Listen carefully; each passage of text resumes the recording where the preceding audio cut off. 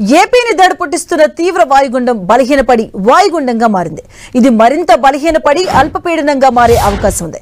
ఇక ప్రస్తుతం పశ్చిమ వాయువ్య దిశగా ఛత్తీస్గఢ్ వైపు వాయుగుండం పయనిస్తుంది. వచ్చే 24 గంటల్లో ఏపీలో ఓ మోస్తరు నుంచి చెదురుముదురు వర్షాలు కురిసే అవకాశం ఉందని విశాఖ వాతావరణ శాఖ తెలిపింది. మత్స్యకారులు వేటకు వెళ్లవద్దని అధికారులు హెచ్చరించారు.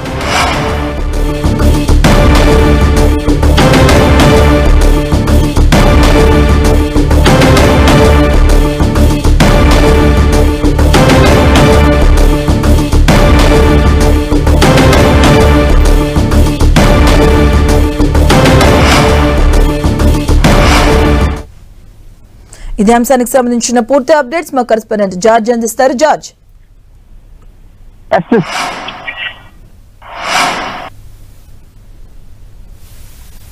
జార్జ్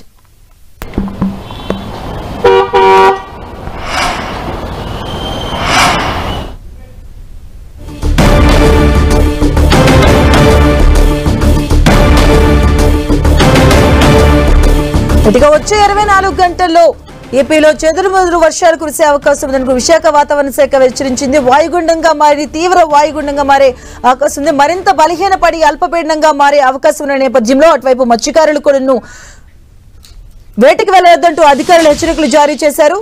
దీనికి సంబంధించిన పూర్తి అప్డేట్స్ మా కరెస్పాండెంట్ జార్జ్ అందిస్తారు. జార్జ్,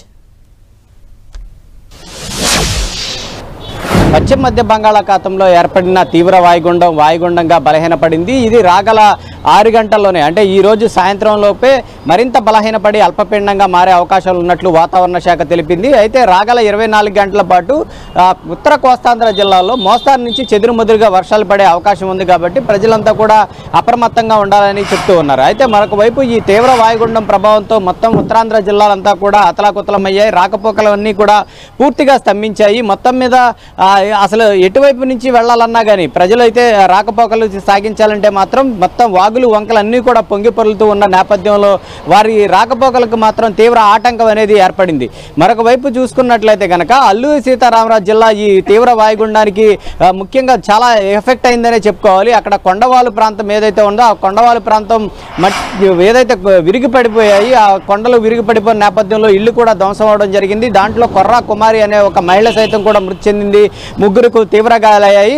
అంతేకాకుండా వాగులు వంకలు పొంగి పొరులుతూ ఉన్న నేపథ్యంలో ఈరోజు అల్లూరు జిల్లాలో ప్రైవేటు ప్రభుత్వ పాఠశాలలన్నింటికి కూడా సెలవు ప్రకటించారు. ఎవరు కూడా ఎట్టి పరిస్థితుల్లో ఎంత అత్యవసరమైనప్పటికీ కూడా ఎవరు కూడా వాగులు వంకలు దాటే ప్రయత్నం చేయొద్దని అధికారులు ఇప్పటికే హెచ్చరికలు జారీ చేశారు. అంతేకాకుండా ఘాట్ రోడ్లు ఏవైతే ఉన్నాయో ఆ ఘాట్ రోడ్లు మొత్తాన్ని కూడా మూసివేయడం జరిగింది. పర్యాటక ప్రాంతాలను సైతం కూడా మూసివేశారు. వర్షాలు తగ్గిన అనంతరమే వాటిని తెరుస్తామని కూడా ప్రకటించడం జరిగింది. ఎందుకంటే ఈ వరద ఉధృతి కారణంగా వాగులు వంకలు అనేవి కూడా పొంగి పొరులుతూ ఉన్నాయి.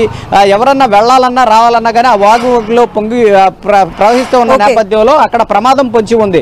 ఎందుకంటే వాళ్ళు వెళ్లే క్రమంలో అక్కడంతా కూడా ప్రమాదం పొంచి ఉంది. కాబట్టి ఎవరు కూడా వాగులు దాటే ప్రయత్నం చేయొద్దని చెప్తున్నారు. ఇంకా అనకాపల్లి జిల్లాకు చూసుకున్నట్లయితే కనుక పంట నష్టం జరిగింది. రైతులు తీవ్రంగా నష్టపోయారు. ఏదేమైనప్పటికీ 24 గంటల పాటు అప్రమత్తంగా ఉండాలని చెప్తూ ఉన్నారు అధికారులు. చెదురుమదురు వర్షాలు పడతాయి కాబట్టి ప్రజలంతా కూడా అప్రమత్తంగా వ్యవహరించాలని అధికారులు చెప్తూ ఉన్నారు.